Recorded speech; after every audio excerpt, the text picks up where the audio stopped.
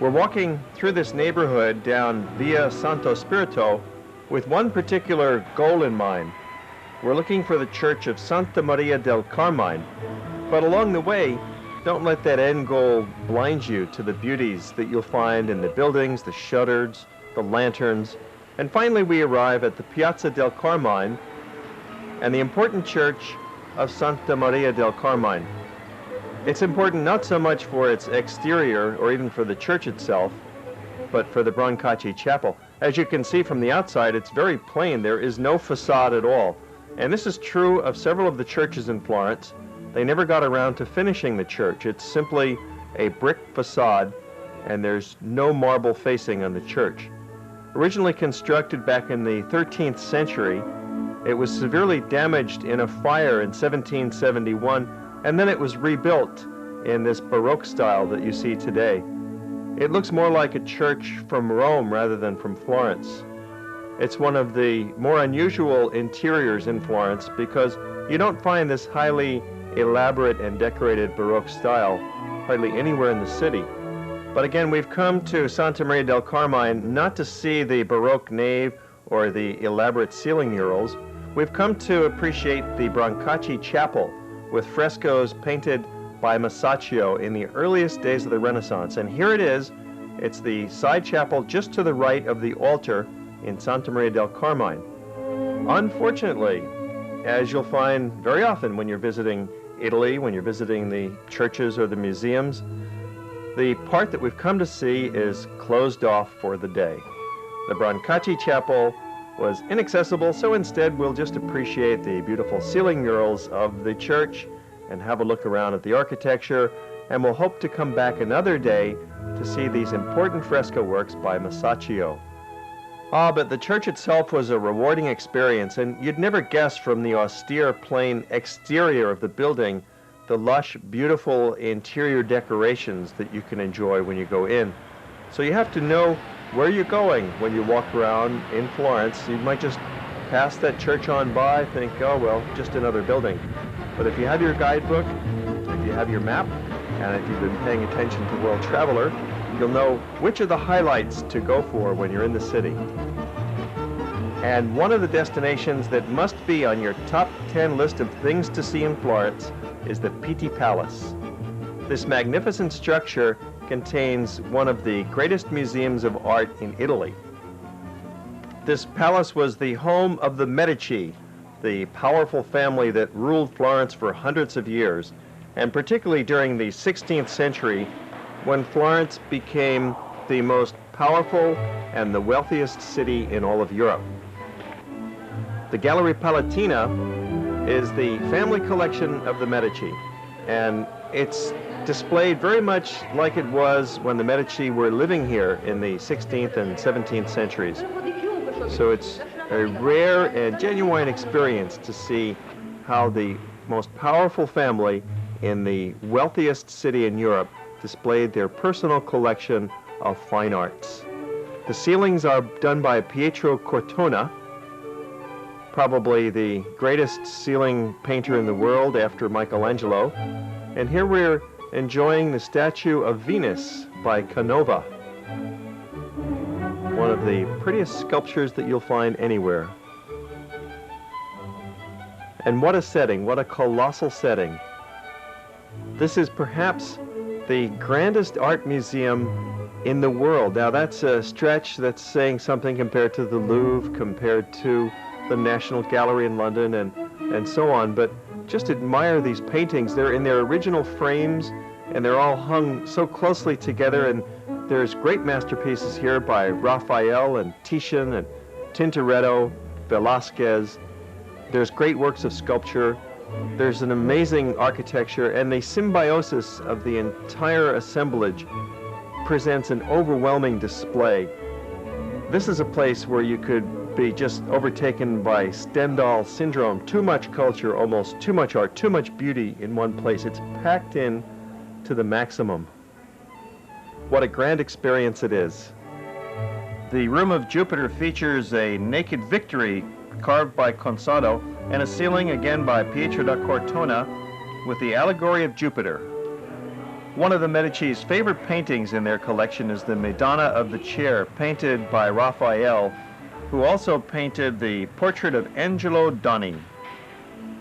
Annibale Carracci, the fine Baroque painter from Bologna, is represented here by the portrait of a man, a hyper-realistic study.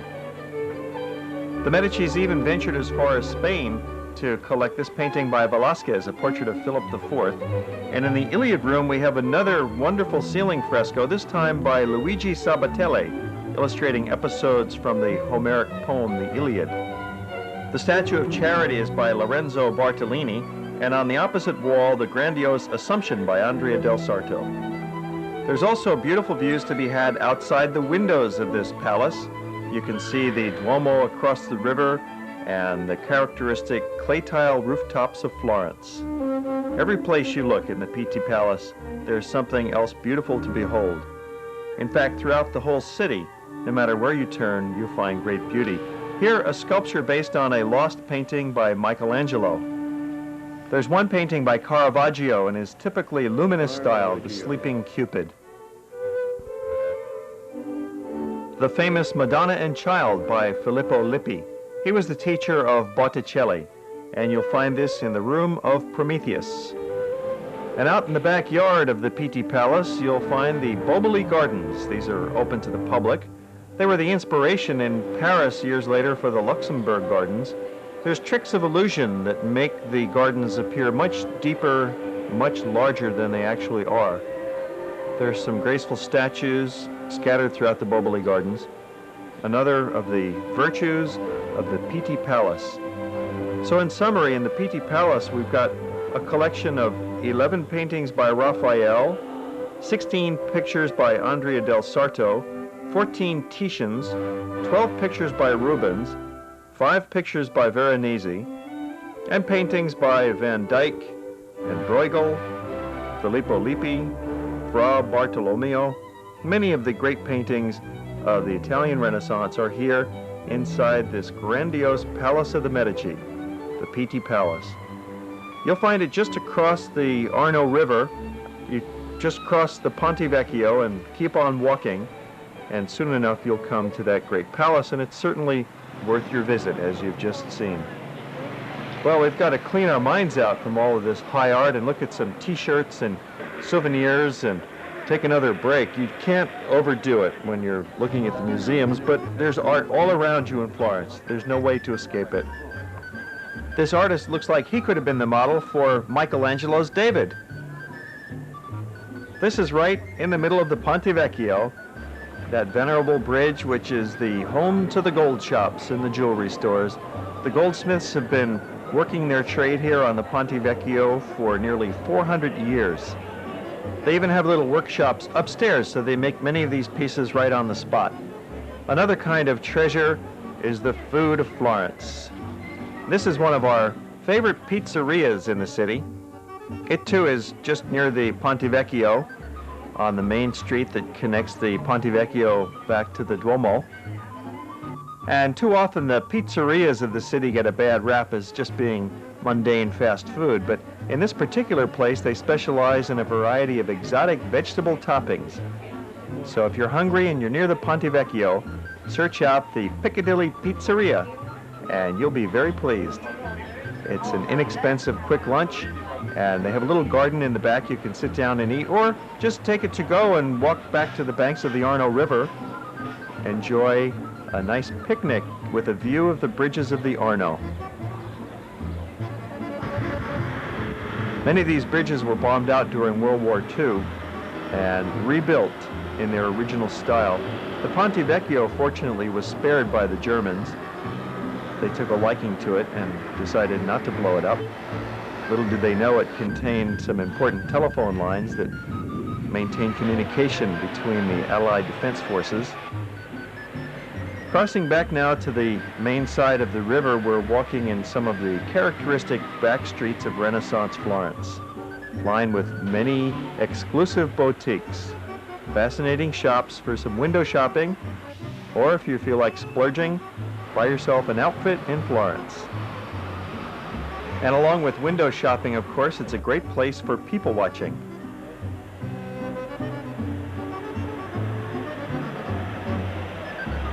We're walking along one of the nicest shopping streets in the city called Via della Vigna Nuova. And as you see, it's lined with very attractive stores. Some of the other streets in this neighborhood are Via della Sole and Via della Belladonna. It's right near the Piazza Goldoni as you come across the river from the Oltrarno side. And there's about 10 blocks in here that are really worth your while. Just a peaceful place to kick back, watch the people, do a little shopping, poke around. After all, this is the real city. These are the real people of Florence. The museums and the art treasures, of course, are really important to your visit in Florence. But please, take some time. Don't overlook the world around you and the actual shops and commercial streets of the city itself. So let's just take a little time now and kick back and stroll through these streets and enjoy the sights.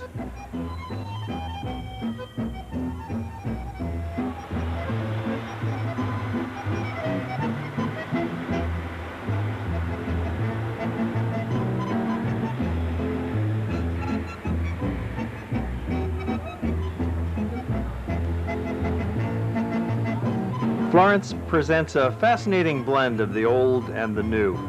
Modern shops tucked into Renaissance palaces, courtyards with sculptures, open loggias with tourist stands and newspaper stands contained inside them. It's a fascinating place, and it's very accessible because the entire city really just takes up about 50 square blocks. You can walk very easily from one end of Florence to the other in under a half an hour, and yet there's plenty to see in that small, compact area. Well, we've seen as much as we could in our stay here in Florence, and now it's time to move along. We're going to Venezia, another one of the gems of Italy. And it's a simple train ride. It takes about 3 hours to go from Florence to Venice. And here's our Hawaii Geographic Society bunch pushing their baggage along. When you travel by train in Europe, there's generally no porters in the train stations, so you're responsible for your own bags. And the way we work it with our tour group is of maybe have 30 people on the group altogether, and we'll have about 10 volunteers who are the hardy ones who handle the baggage, and the other 20 people just get on the train and sit down and get out of the way. But here's our baggage squad getting things in order, bringing the suitcases onto the train and up on the overhead racks. It's not like an airplane where you check your baggage in at the front counter in the terminal. You bring your bags with you and enjoy the ride. You can also bring your own food on board and utilize the folding tables that are here in the first class compartment. Traveling by first-class Eurail is very comfortable. The trains are air-conditioned, so the windows can stay shut, and it's nice and calm and quiet inside, and you can sit back and enjoy the ride and talk to our fellow travelers about how they liked Florence.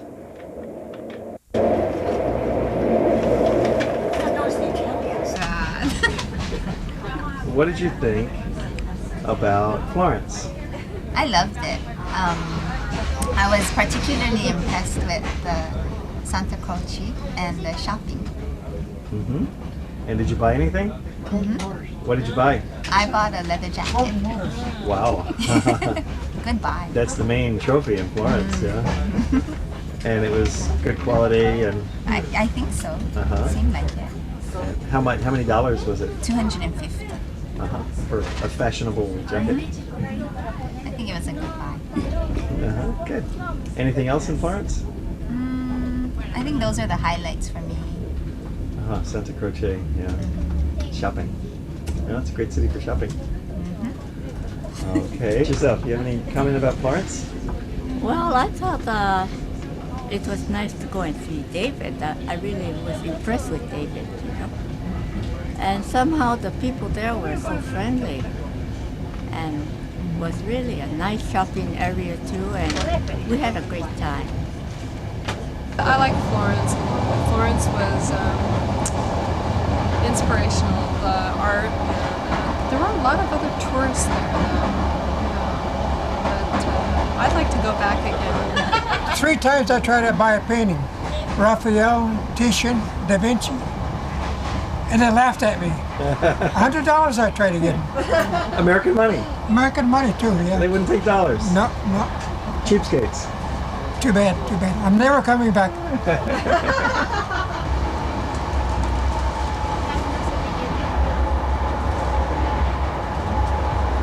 Florence, my impression of Florence, I love the Duomo because of the colors of the marble. It's really beautiful. I still didn't get a good shot of it though. The David, Michelangelo's David is fantastic, fantastic, fantastic. Well, we're leaving Florence behind now and heading for Venice, passing through the beautiful countryside of Emilia-Romagna, past the town of Bologna.